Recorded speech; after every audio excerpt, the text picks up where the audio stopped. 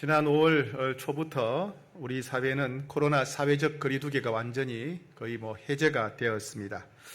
여러분, 사회적 거리두기가 해제되었을 때 어떤 점이 제일 좋으셨습니까? 그냥 어디든지 자유롭게 갈 수 있는 게 제일 좋으셨죠. 그죠? 식당이든지 카페든지 어디 공원이든지 간에 편하게 자유롭게 갈 수 있는 게 제일 좋았고, 두 번째는 사람들이 함께 모일 수 있는 게 좋으셨을 것입니다. 저희 가정도 설이나 추석에 전국에 있는 형제들이 모이지 못하고 영상으로 추석 예배, 가정 예배 드렸던 것이 기억이 납니다. 이제는 가족들이 모일 수 있게 되었죠. 친구들도 모여서 식사를 하거나 또 차를 마실 수 있고, 직장 동료들도 이제 편하게 어울릴 수 있게 되었습니다. 함께 지내는 것이 참 좋다는 겁니다. 예. 왜 혼자 있을 때보다도 함께 있는 것이 더 좋을까요? 왜 혼자 있을 때는 아까 군사님 말씀대로 창살 없는 감옥 같고 예, 이제 함께 모이니까 좋은데 왜 함께 있을 때가 좋을까요? 오늘 전도서에서는 우리 인생이 허무하기 때문이다 이렇게 말합니다. 우리 인생이 허무하기 때문에 우리가 함께 있고 싶어 한다. 전도서 1장 2절에 전도자가 이르되 헛되고 헛되며 헛되고 헛되니 모든 것이 헛되다. 인생이 허무하다. 이렇게 말합니다. 왜 그러냐? 전도서 1장에서는요. 인간의 지혜와 지식이 한계가 있기 때문에, 인간의 능력이 한계가 있기 때문에 인생이 허무하다는 겁니다.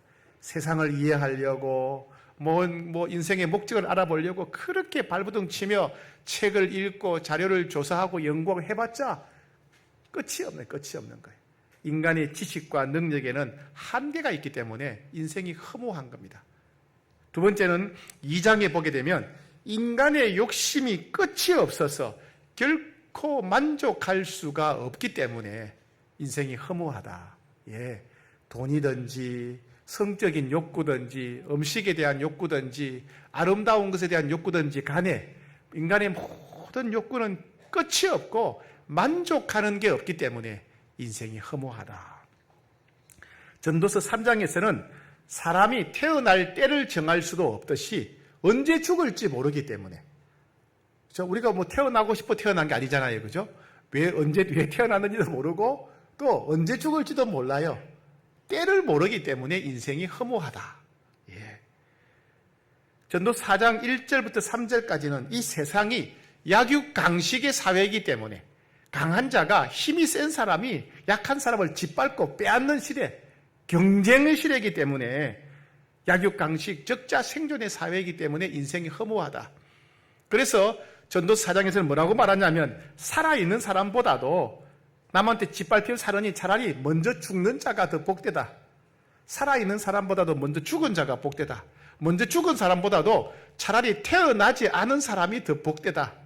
그만큼 세상을 살아가는 것이 힘들고 고달프다. 예. 그 다음에 전도서 4장 4절부터 6절까지는 경쟁이 너무 심해서, 너무 심해서 경쟁 때문에 헛된 추구를 하게 되고 경쟁 때문에 모든 것을 얻어도 만족할 수가 없다. 인생이 허무하다. 예. 전도 4장 7절부터 8절까지는 인생이 혼자이기 때문에 외롭다. 인생이 너무 외롭기 때문에 허무하다는 겁니다. 태어날 때도 혼자 태어나고 살아도 내 자신만을 위해서 살고 인생의 어려움이 닥쳐도 내 혼자 힘으로 해결해야 되고 인생이 외롭다는 겁니다. 인생은 결국 혼자라는 거예요. 그래서 인생이 허무하다. 전도 4장 13절부터 16절까지는 인생이 너무나 짧기 때문에, 인생이 너무 짧고 유한해서 바람처럼 지나가기 때문에 인생이 허무하다. 여기 많은 계신 어르신 여러분들도 다 좋은 때가 계셨지요? 힘이 넘칠 때가 계셨죠? 그죠? 돌도 막 씹어 먹었고 그랬죠? 그죠? 쇠도 녹여서 드셨죠? 지금은 기운을 다 잃어버린 거예요. 언제 지나갔는지 몰라요. 그죠? 언제 인생이 그냥 지나간지 몰라요. 바람처럼 흘러가 버렸어요. 좋은 것도 한때였어요. 한때.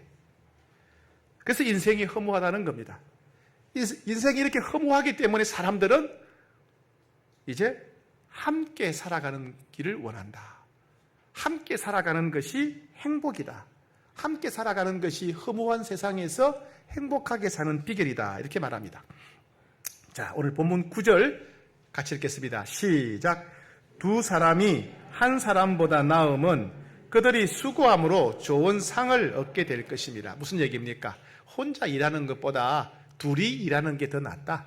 백지장도 맞들면 낫다. 10절. 혹시 그들이 넘어지면 하나가 그 동물을 붙들어 일으키려니와 홀로 있어 넘어지고 붙들어 일으킬 자가 없는 자에게는 화가 있으리라. 혼자 여행 가다가 쓰러지면 누가 도와줄 사람이 없어요.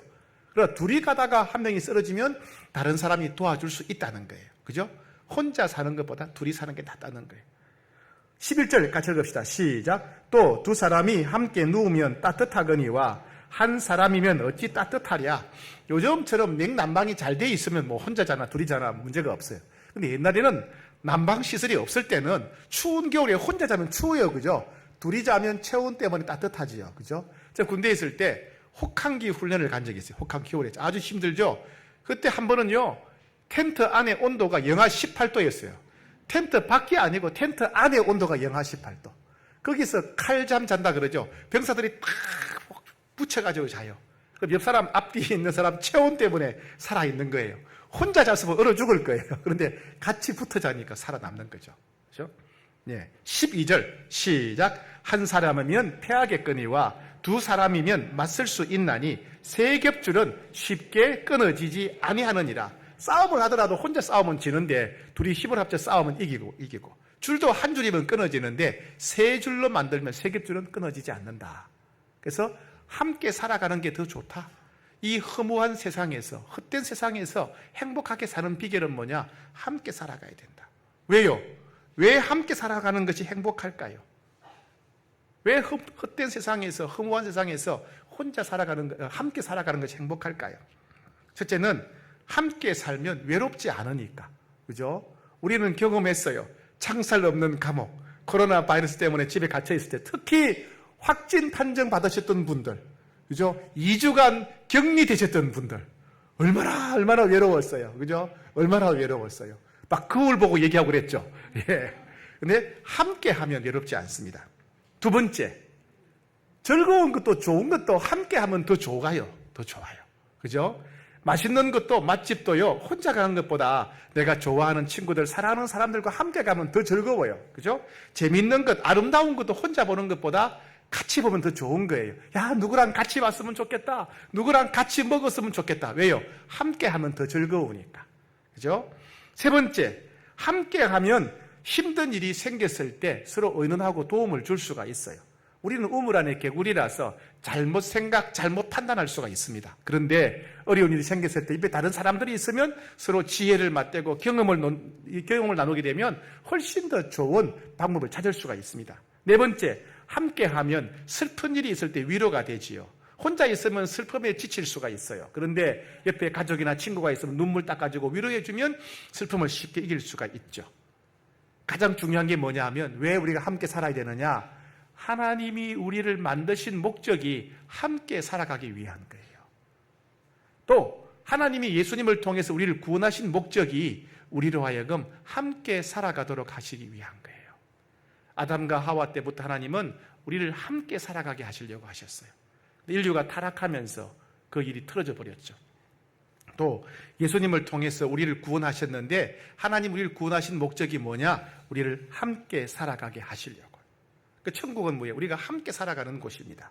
그래서 예수님을 믿고 구원받은 성도들이 모여서 함께 할 때, 예수 믿고 구원받은 성도들이 교제할 때 하나님은 놀라운 은혜를 부어주십니다. 그리스도인들이 모여서 교제할 때, 그리스도인들이 모여서 함께 살아갈 때 예수 믿지 않는 세상 사람들은 이해할 수 없는 일들이 일어나요. 어떻게? 마음의 평강이 찾아와요. 그리스도인들이 교제할 때 예수 믿는 사람들이 사귀고 같이 밥 먹고 차 마시고 교제하면 마음의 평강이 찾아와요. 평강이. 마음의 기쁨이 솟아나요. 기쁨이. 그죠?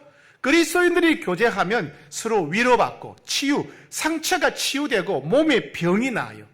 그리스도인들이 교제하다 보면 하나님이 말씀하시는 것을 깨닫게 돼요. 아, 하나님 이렇게 말씀하시는구나. 그죠? 그리스도인들이 교제하다 보면 우리가 무엇을 위해 살아야 될지, 어떻게 살아야 될지 꿈을 꾸게 되고 사명을 받게 돼요. 그리스도인들이 교제하다 보면 하나님이 살아계셔 여기 함께 하시는구나. 하나님이 다스리시고 통치하시는 하나님 나라가 거기에 이루어지게 되는 겁니다. 하나님 나라가. 우리가 전 세계 어디에 있든지 간에 그리스도인들이 교제하게 되면 하나님이 거기에 함께 하시고 다스리시고 통치하는 하나님 나라가 이루어지게 되는 거예요. 우리가 하나님 나라를 맛보게 되면 천국 가면 이렇게 좋겠구나. 천국 가면 이렇게 우리가 하나님과 함께 하는구나 알게 되는 거예요.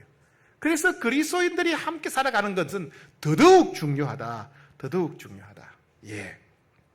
그래서 코로나 바이러스 때 우리가 집안에 갇혀 있을 때 그렇게 힘들었던 겁니다. 그런데 여러분 물어볼게요. 그러면 함께 살아가는 것이 행복하게 사는 비결이라는데 함께 살아가는 것이 쉬운 일일까요? 어려운 일일까요? 어렵다는 분도 쉽다는 분도 계시네. 자, 그럼 따로 물어볼게요. 여러분 70억 중에 골라서 결혼하셨죠? 그냥 지나가다가 눈 감고 아무나 그냥 찍었습니까? 아니죠, 그죠? 70억 중에 골랐어요. 70억 중에 골라서 부부로 살아가는데 그 사람과 함께 살아가는 것이 쉬워요? 어려워요? 답을 잘하시네. 그 문제를 큰 소리로 대답하면 어떻게 들으면 어떡하려고 그래요? 제가 작게 대답하라고 작게 물었잖아요. 크게 대답하나 작게 대답하나 어려웠어요. 그죠? 어려워요. 내가 고르고 고른 사람인데도 함께 살아가는 게 어려워요. 그러니 친구도 고르고 골라서 친구랑 살아가지만은 친구와도 함께 살아가는 것이 어려운 일이에요. 어려워요. 예. 왜 어려울까요? 왜 내가 고르고 고른 사람과 결혼해서 사는데 고르고 고른 친구와 함께 살아가는데 왜 그게 어려울까요? 바이러스가 있어서 그래요. 바이러스가.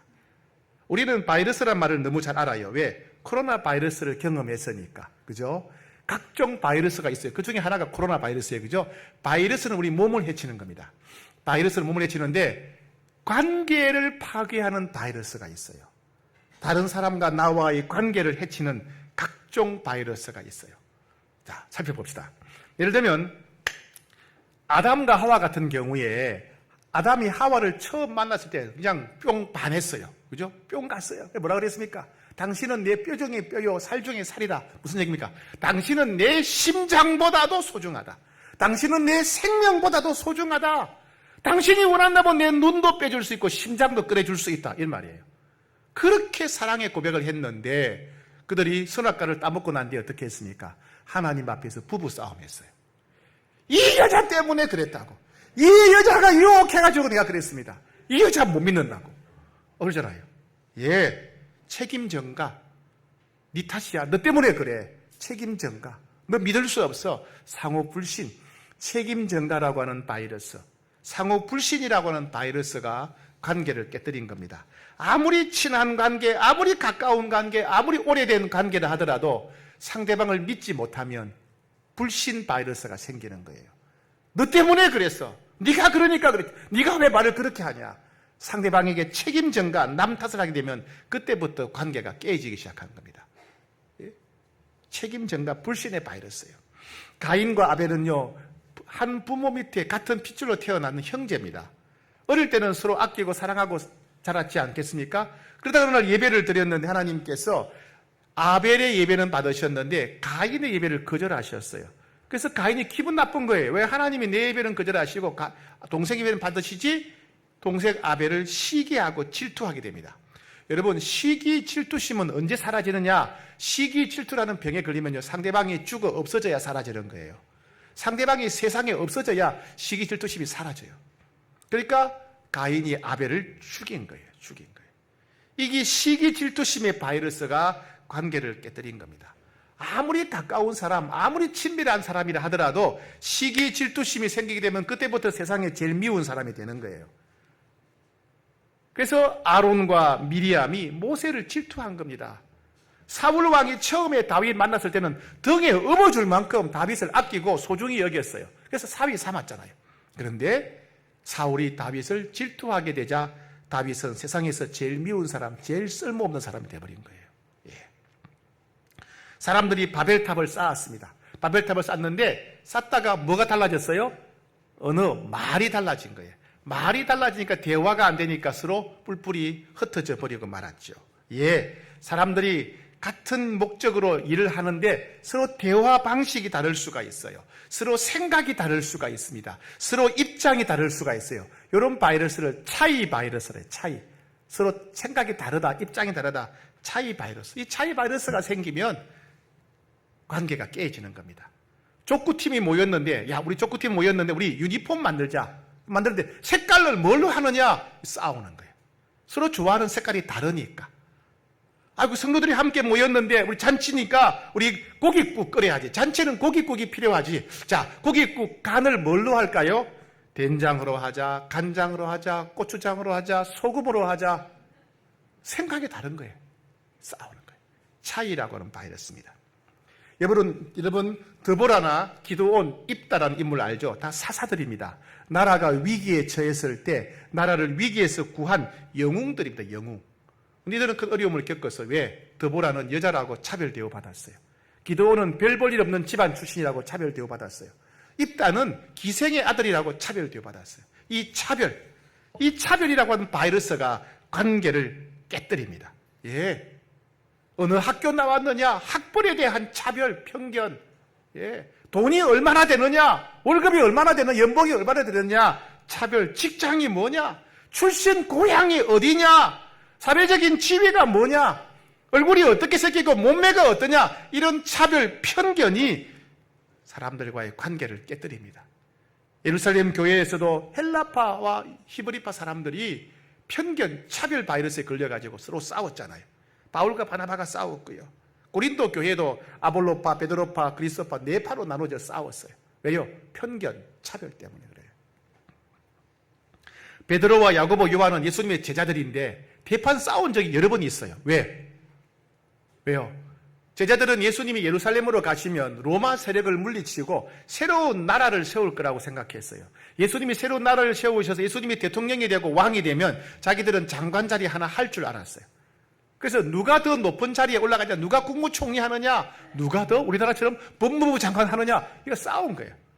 그래가지고 야고보와 요한은 자기 어머니를 동원해요. 자기 어머니 친인척, 예수님의 친척을 동원해가지고 친인척을 이용한 청탁을 하게 되는 거예요. 청탁. 그러니까 다른 사도들이 그걸 깨닫고 무슨 이런 게 있느냐 서로 막 싸운 겁니다. 뭐죠? 경쟁심이라고 하는 바이러스. 경쟁심 바이러스. 빌립보 교회는 유오디아와 순도계가 서로 교회의 지도자가 되겠다고 싸웠어요. 서로 자기가 교회에서 결정권을 행사하겠다고 싸운 겁니다. 그래서 바울이 편지를 보낸 게 빌립보스예요. 빌립보스. 예. 왜요? 그것 때문에 교회가 깨질 상황이고 새 가족이 교회를 떠나니까. 서로 자기가 똑똑한 척하고 잘난 척하고 자기가 대장 노릇하려고 하는 사람들. 뭐죠? 허영심의 바이러스예요. 허영심의 바이러스. 여기서 내가 대장 되면 내 뜻대로 하면 내가 최고다. 이런 허영심 바이러스. 네. 여러분, 가정에도 바이러스가 있어요. 가정에도 바이러스. 여러분, 인류 지구상에 있는 모든 제도와 조직 중에서 인류가 타락하기 전에부터 있었던 유일한 조직이 가정이에요. 가정은 아담과 하와가 타락하기 전부터 에덴 동산에 있었습니다. 그래서 에덴 동산의 흔적이 남아있는 유일한 조직이 가정이란 말이에요. 가정. 그 사람들은 세상에서 찌들어도 가정에 가면 위로받고 치유받고 힘을 얻어야 돼요. 그죠? 가정에 가면 마음의 상처가 치유돼요. 가정에 가면 인생의 살만나게 돼야 됩니다. 그런데 가정에 갔는데 가정에 들어가기 싫은 거예요. 왜요? 가족끼리 싸우니까. 너 때문에 내가 미친다든지 나가 죽으라든지. 어떤 분은 교회 다니는 분이 이렇게 말해요. 목사님, 저 인간이 천국 간다면 나는 차라리 지옥 가고 싶습니다. 이런 분이 있어요. 왜 그렇게 말합니까? 힘이 없어서 그래요. 힘. 어떤 힘? 용서할 수 있는 힘이 없어서. 사랑할 수 있는 힘이 없어서. 이 무기력의 바이러스예요. 사랑할 수 있는 힘이 없는 거예요.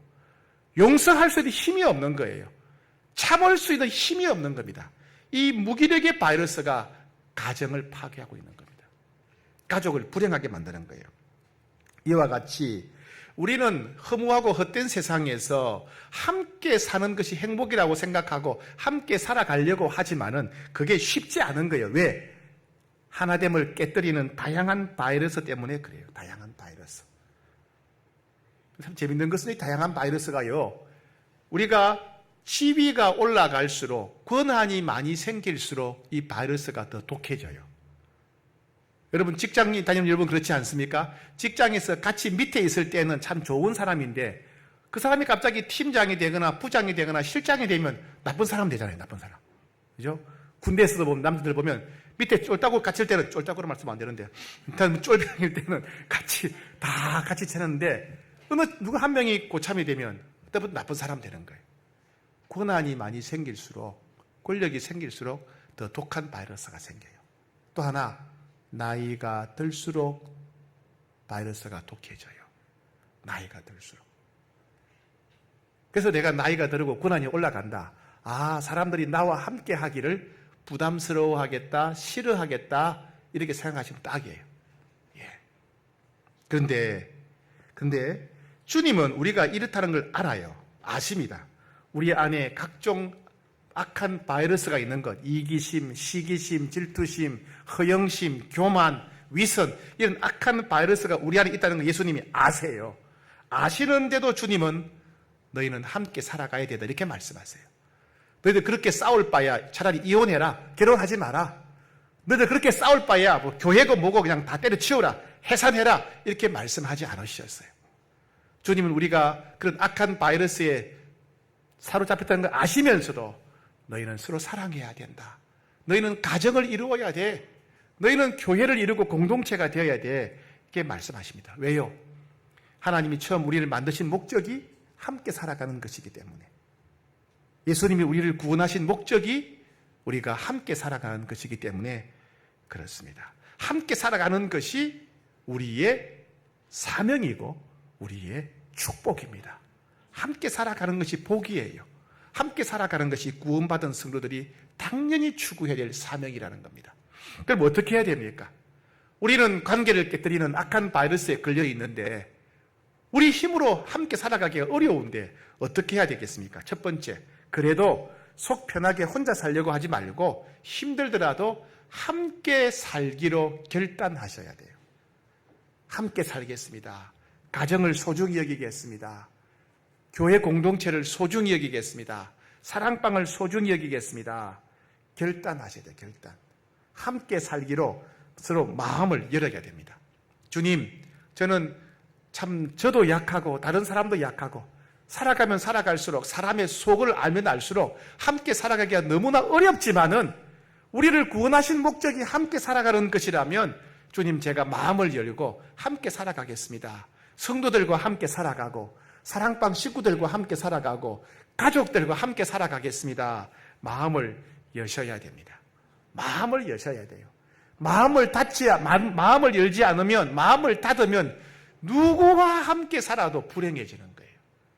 우리가 마음을 열지 않으면 누구하고 살아도 우리 인생은 불행할 수밖에 없어요. 두 번째, 오직 성령님을 의지해야 됩니다. 오직 성령님을 의지해야 돼요. 성령님이 없는 세상은, 성령님 없이 함께 살아가려고 하면 반드시 싸움이 날 수밖에 없어요. 싸움이. 예. 우리는 사람을 그리워하고 우리는 다른 사람들과 함께 살아가고 싶어 하지만은 우리 자체가, 본성 자체가 바이러스로 병들었기 때문에, 우리가 다 이기적이고 교만하고 위선적이기 때문에 우리가 가는 곳마다 갈등이 일어나요. 우리가 가는 곳마다 싸움이 일어나는 거예요. 예. 그래서 전 세계 곳곳에서 각종 갈등, 분쟁, 테러, 전쟁이 끝이 없는 거예요. 왜요? 모든 사람이 다 병들어 있기 때문에, 바이러스에 걸려 있으니까 그런 거예요. 그래서 성령님 없이 사람들끼리 함께 살아가려고 하다 보면 싸울 수밖에 없고 갈등이 날 수밖에 없고 멸망할 수밖에 없어요. 작은 연못이라고 하는 동요가 있어요. 동요. 옛날에 김민기 씨가 지었고요. 양희은 씨가 1972년도에 불렀던 노래입니다. 동요 같은 노래입니다. 작은 연못, 제목은 작은 연못이에요. 깊은 산 오솔길 옆 자그마한 연못엔 지금은 더러운 물만 고이고 아무것도 살지 않지만 먼 옛날 이 연못엔 예쁜 붕어 2마리 살고 있었다고 전해지지요. 깊은 산 작은 연못. 어느 맑은 여름날 연못 속에 붕어 2마리 서로 싸워 한 마리가 물 위에 떠오르고 여린 살이 썩어 들어가 물도 따라 썩어 들어가 연못 속에선 아무것도 살 수 없게 되었죠. 깊은 산 오솔길 옆 자그마한 연못엔 더러운 물만 고이고 아무것도 살지 않죠. 아무도 올 수 없는 깊은 산에 연못에, 예쁜 연못에 붕어 2마리가 살았습니다. 사이좋게 살면 오래오래 행복하게 살 수 있어요. 근데 그만 싸웠다는 거예요. 싸우면 반드시 이기는 지는 사람이 있어요. 그죠? 싸우면 반드시 이기는 사람, 지는 사람이 있어요. 그래서 싸움에 진 붕어가 죽었어요. 죽으니까 그 붕어 살이 썩어 들어가고, 붕어 살이 썩어 들어가니까 연못 물이 썩어서 결국 둘 다 죽게 되었다. 그런 이야기입니다. 네. 사람은요, 정말 변하지 않습니다. 윤리책이나 도덕책으로 사람이 바뀌지 않습니다. 우리가 다 학교에서 윤리책, 도덕책 공부하고 외웠지 않습니까? 우리는 변하지 않습니다. 아무리 윤리책 공자 명자 해도 사람 변하지 않습니다. 법률과 형벌로 바꿀 수 없습니다. 아무리 벌금 때리고 아무리 감옥에 가둬도 사람은 변하지 않습니다. 안 변해요. 그죠? 안 변해요. 착하게 살겠다고, 바르게 살겠다고 결심해도 우리 본성은 바뀌지 않습니다. 우리 본성은 안 바뀌어요. 우리가 알잖아요, 우리가. 그런데 오직 성령 충만하게 되면, 성령님이 우리 안에 오시게 되면 우리가 변하고 사회가 변합니다. 갈라디아서 5장 16절에 너희는 성령을 따라 행하라. 그리하면 육체의 욕심을 이루지 아니하리라. 육체의 욕심이 뭐예요? 악한 바이러스. 너희가 성령 충만하게 되면 악한 바이러스를 이길 수 있다. 너희가 성령 충만하면 악한 본성 이길 수 있다. 너희가 성령 충만하면 변하여 새 사람 될 수 있다는 겁니다. 우리가 누구든지 회개하고 자기 죄를 회개하고 예수님을 믿으면 우리 안에 성령님이 찾아오십니다. 성령님이 우리 안에 오시면 우리 안에 있는 악한 바이러스들을 제거하고 우리의 악한 본성을 변화시킵니다. 전에 성령님이 계시지 않을 때는 늘 남 탓을 했어요. 아이고 살다 보니 무슨 저런 인간이 다 있냐고, 저런 인간 별종이 다 있냐, 내가 무슨 죄를 지었기에 저런 인간을 만났냐고 이렇게 말하죠. 그죠? 그런데 우리가 성령을 받게 되면, 성령님이 오시게 되면 갑자기 상대방이 불쌍하게 보이는 거예요. 불쌍하게 보여요. 상대방이 말이, 행동이 이해가 되어지는 거예요. 불쌍히 이해가 되어지는 거예요. 성령이 오시면 우리가 참을 수가 있어요. 참을 수가 있고, 성령이 오시면 우리가 용서할 수가 있어요. 용서할 수가 있어요. 성령이 오시면 내가 양보하고 나누고 베풀 수가 있어요. 성령이 역사하시면 우리 마음이 부드러워지고 말이 부드러워질 수가 있어요. 성령이 역사하면 우리가 사랑하고 섬길 수가 있습니다. 그래서 성령이 우리 안에 오시면 반드시 되어집니다. 그래서 여러분, 행복한 가정생활의 비결이 무엇입니까? 돈이 아니에요. 돈 때문에 싸우잖아요. 집이나 옷이나 음식이 아니에요. 행복한 가정생활의 비결은 뭐예요? 오직 성령 충만이에요. 성령 충만. 성령 충만. 행복한 신앙생활의 비결이 무엇입니까? 편리하고 현대적인 교회 건물이 아니에요. 다양한 유익한 프로그램이 있는 게 아닙니다. 경제적으로, 사회적으로 지위가 있고 수준 있는 사람들과 함께 신앙생활하는 거, 그게 아니에요. 오직 성령 충만해야 행복한 신앙생활 할 수 있습니다. 사랑방도 마찬가지입니다. 여러분, 맛있는 식사하고 나이스한 세련된 사람들과 지내는 것이 행복한 사랑방 아니에요. 성령 충만해야 행복한 사랑방이 됩니다. 오직 성령 충만해야 돼요. 여러분, 성령 받으시기를 축복합니다. 성령 충만하시기를 축복합니다. 오직 성령님만이 우리 안에 악한 바이러스를 소멸시키고 우리의 본성을 바꾸어서 새 사람 되게 하시는 겁니다. 내가 변해야 가정이 행복해지는 거예요. 내가 변해야 부부관계가 행복해지는 거예요. 내가 변해야 교회가 평화롭고 내가 변해야 사랑방이 행복해지는 겁니다. 세 번째, 우리가 함께 살아가려면 하나님의 말씀인 성경이 삶의 원칙이 되어야 돼요. 우리는 대인관계에 있어서 가정에서나 어디서나 문제가 생기면 항상 세상 사람들은 어떻게 하는가, 남들은 어떻게 하는가 생각해요. 다른 집의 남편은 이렇게 하더라, 다른 집의 애들은 이렇게 하더라, 다른 집 자식들은 이렇게 하더라. 이렇게 말해요. 혹은 우리 집안은 원래 이래. 우리 집안은 원래 이래. 여러분, 그렇게 해가지고는 절대로 문제가 해결되지 않아요. 남들이 어떻게 하느냐가 중요한 게 아니고 우리 집안의 전통이 좀 중요한 게 내 체면, 내 확신, 내 습관, 내 판단이 중요한 게 아니고 하나님의 말씀인 성경에 어떻게 기록되었는가가 중요해요. 하나님의 말씀이 가정생활의 원칙과 기준이 되어야 됩니다. 그래야 함께 살아갈 수가 있어요. 남들이 어떻게 살든지 간에, 남들이 어떻게 하든지 간에, 우리 집안의 전통이 어떻고 우리 부모님이 어떻게 하셨든지 간에 내 생각, 내 경험, 내 판단이 어떻든지 간에 그거 다 내려놓고 성경에 어떻게 기록되었는가, 하나님의 말씀이 우리 삶의 원칙과 기준이 될 때 우리 가정이 행복할 수가 있습니다. 예. 내가 불편한가? 내게 유익이 뭔가? 내 체면, 내 자존심이 뭔가? 내가 볼 때 뭐가 옳은가? 남들이 어떻게 보는가? 다 내려놓으셔야 돼요. 오직 성경의 길을 기울여야 됩니다. 그래서 성경의 길을 기울이지 않는 사람들, 성경의 어떤 내용이 어떻게 기록되는지를 모르시는 분, 인생이 피곤할 수밖에 없어요. 보나 안 보나 피곤할 수밖에 없어요.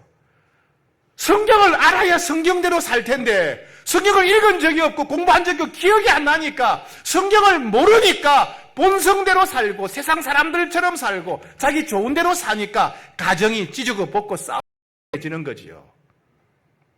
여러분, 성경 가까이 하셔야 됩니다. 다시 성경 앞에 무릎을 꿇어야 돼요. 다시 성령의 귀를 기울여야 돼요. 성경 말씀이 우리 삶의 원칙과 기준이 될 때, 성경이 우리 삶의 최고의 권위가 될 때 우리 가정이 행복할 수 있습니다. 예. 여러분, 세계에서 제일 큰 나무가 어떤 나무인 줄 아세요? 우리나라는 주로 미류나무라든가 삼나무가 큰 나무예요, 키가. 세계에서 제일 키가 큰 나무는 어떤 나무인지 아십니까? 예, 레드우드라고 하는 나무예요. 레드우드. 이 레드우드 나무는요, 키가 얼마나 크냐? 예, 100m가 넘어요. 100m. 10층 건물 이상이에요. 30층 건물, 40층 건물만큼 키가 커요, 나무가. 세계에서 제일 큰 나무죠. 그럼 두 번째입니다. 세계에서 제일 오래 사는 나무가 어떤 나무인지 아세요? 레드우드라는 나무예요. 이 나무가 얼마나 사느냐? 2000년, 3000년을 산답니다. 이 레드우드라는 나무는 살면 2000년, 3000년을 살고 나무가 자라면 키가 100m가 넘어요. 30층, 40층 건물만큼 키가 큰 나무예요. 그리고 밑둥치가 얼마나 크냐? 밑둥치가 약 40m입니다. 40m. 사진에 보니까요, 큰 나무가 있는데 그 나무 밑둥치 가운데 터널을 뚫었어요. 그래서 차가 2대가 이렇게 지나갈 만큼, 2차선 도로가 생길 만큼 나무가 큰 거예요. 그 큰 나무. 예. 요 나무도 재질이 좋아서 이 레드우드 나무 한 그루면요, 가정의 식탁을 2000개를 만들 수 있대요. 나무 한 그루 가지고, 나무 한 그루로 식탁을 2000개나 만들 수 있는 큰 나무라는 거예요. 그런데 희한하게도요, 이렇게 키가 큰데 건물 30층, 40층 높이만큼 되는 나무인데 초속 50m의 강태풍이 부는데도 나무가 쓰러지지 않는 거예요. 바람이 불면 좀 키가 작으면 좀 바람을 덜 받을 텐데 키가 크니까 바람의 영향을 많이 받지 않겠습니까? 넘어지기 쉬울 텐데 이 나무가 안 넘어가는 거예요. 그래서 학자들이 신기하다. 저 레드우드 나무는 키가 저렇게 100m가 넘는데 어떻게 태풍이 안 넘어갈까? 보통은 나무 뿌리는 어떠냐면 지상에 나온 나무 높이만큼 뿌리가 깊대요. 그러니까 지상에 나온 나무 높이가 한 3m다 그러면 밑에 뿌리가 3m쯤 내려간다는 거예요. 그러면 이 100m 되는 높이 이상의 레드우드 나무니까 뿌리가 깊겠죠, 그죠? 근데 학자들이 땅을 파보니까 3m, 4m밖에 안 되는 거예요. 3m, 4m밖에 안 돼요. 아니, 뿌리가 3m, 4m밖에 안 되는데 어떻게 100m 높이의 나무가 태풍에 넘어가지 않았을까요?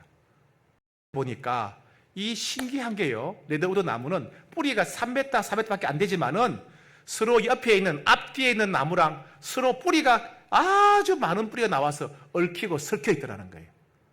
한 나무에서 엄청나게 많은 뿌리가 나와가지고 자기 옆에, 앞에, 뒤에 나무랑 뿌리끼리 다 얽혀 있대요. 서로 뿌리가 얽혀 있으니까 초속 50m의 태풍이 불어도 넘어지지 않는 거예요. 심지어요, 가뭄이 들어도 이 뿌리가 얽혀 있다 보니까 서로 수분을 주고받게 되고 영양분을 주고받아서 함께 버티면서 가뭄을 이긴다는 거예요. 근데 가끔 말라 죽은 나무가 있대요. 레드우드 나무 중에 말라 죽은 나무가 있대요. 그럼 왜 그러냐? 뿌리와 연결되지 않았기 때문에 혼자 떨어져 있던 나무는 죽는다는 겁니다. 예. 여러분, 우리가 이 레드우드 숲처럼 그런 사람들이 되어야 되지 않겠습니까? 함께 살아가기로 마음을 먹고 마음을 열 때, 우리 안에 성령님이 역사하시고 통치하실 때, 하나님 말씀인 성경이 우리 삶의 원칙과 기준이 될 때, 우리 가정은 레드우드 숲과 같은 가정이 될 거예요. 초속 50m의 태풍이 부르고 가뭄이 불어도, 가뭄이 와도 우리 가정은 흔들리지 않는 견고한 가정이 될 겁니다. 그죠? 그동안 코로나 때문에 우리가 모이지 못했는데 오늘 온 가족 예배를 기점으로 우리가 함께 신앙생활하고 함께 사랑을 나누기로 마음을 열고 결심을 할 때, 마음을 열 때, 성령님께서 우리 마음을 다스리시고 통치하실 때, 하나님의 말씀이 우리 삶의 원칙이 될 때 우리 교회도 레드우드 숲과 같은 그런 교회가 될 것입니다. 우리 사랑방도 레드우드 숲과 같은 그런 사랑방이 될 것입니다. 그러니 여러분, 마음을 열기로 결단합시다. 성령 충만을 사모합시다. 그리고 하나님 말씀에 귀를 기울입시다. 함께 오늘 말씀을 기억하며 한번 기도하겠습니다. 함께 기도하겠습니다. 오 주님, 이 시간 기도하며 나아갑니다. 사랑하는 홍익의 모든 권속들을 하나님 기억하여 주시고 오늘 말씀처럼 하나님 함께 살아가기로 결단하게 하여 주시옵소서. 함께 살아가기로 결심하게 하여 주옵소서. 서로를 향해 마음을 활짝 열게 하여 주시옵소서. 오직 성령 충만을 사모하게 하여 주옵소서. 오직 성령 충만으로 모든 유혹과 욕심과 정욕을 이기게 하시고 이기적인 마음을 이기게 하시고 악한 바이러스를 이기게 하여 주옵소서. 오직 성령 충만함으로 주님 도와주셔서 하나님 말씀의 길을 기울이고 말씀에 순종하는 복된 인생으로 도와주시옵소서. 역사하여 주시옵소서. 주님, 이 허무한 세상, 헛된 세상에서 저희가 함께 살아가는 법을 배우기를 원합니다. 함께 살아가고자 하는 마음 가질 수 있도록 가족을 향해서, 성도들 향해서 마음을 활짝 열어 주시옵소서. 함께 살아가기로 결심하고 결단하게 하여 주시옵소서. 성령님, 저희를 통치해 주셔서 모든 악한 욕심, 욕망을 이기게 하시고 관계를 깨뜨리는 모든 악한 바를 능히 이기게 하여 주시옵소서. 내 생각, 내 욕심, 내 계산 내려놓고 세상 사람들 생각 내려놓고 오직 하나님 말씀에 귀를 기울여서 하나님의 말씀이 삶의 원칙과 기준이 되는 형통한 인생, 복된 인생, 행복한 인생 살게 하여 주시옵소서. 예수의 이름으로 기도합니다. 아멘. 다 같이 일어나셔서 배송 부르시고 축도하겠습니다.